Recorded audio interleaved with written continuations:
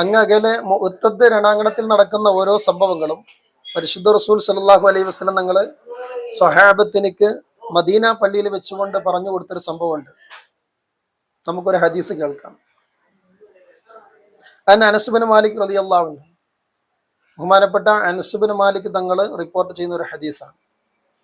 ഖാല ഖുതിബ റസൂലുള്ളാഹി സ്വല്ലല്ലാഹു അലൈഹി വസല്ലം, നബി തങ്ങള് പരിശുദ്ധ മദീന പള്ളി, നബിയുടെ പള്ളിയാണ് മദീന പള്ളി, മസ്ജിദുൻ നബവി, അവിടെ വെച്ചുകൊണ്ട് മുത്തുനബി പ്രസംഗിച്ചുകൊണ്ടിരിക്കുകയാണ്. ആ പ്രസംഗത്തില് നബി തങ്ങൾ ഞങ്ങളോട് പറഞ്ഞു, മുഅത്തദ് രണാങ്കണത്തിൽ നടക്കുന്ന സംഭവമാണ് മദീനയിൽ വെച്ചുകൊണ്ട് പരിശുദ്ധ റസൂൽ പ്രസംഗത്തിനിടെ ഞങ്ങൾക്ക് പറഞ്ഞു തരുന്നത്. എന്താ നബി തങ്ങൾ പറഞ്ഞത്? ഫഖാൽ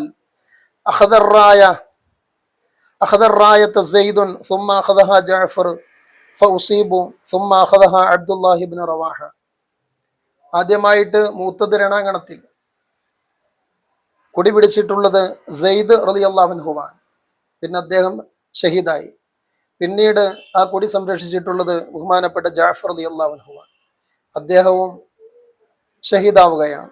പിന്നീട് കൊടി പിടിച്ചിട്ടുള്ളത് ബഹുമാനപ്പെട്ട അബ്ദുല്ലാഹി ഇബ്നു റവാഹ റളിയല്ലാഹു അൻഹുവാണ്.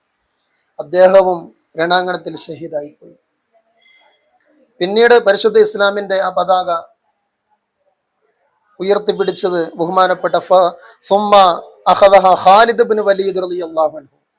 പിന്നെ ബഹുമാനപ്പെട്ട ഖാലിദ് ഇബ്നു വലീദ് റളിയല്ലാഹു അൻഹുവാണ് ശുദ്ധ ദീനിന്റെ പതാക ഉയർത്തിപ്പിടിച്ചത്.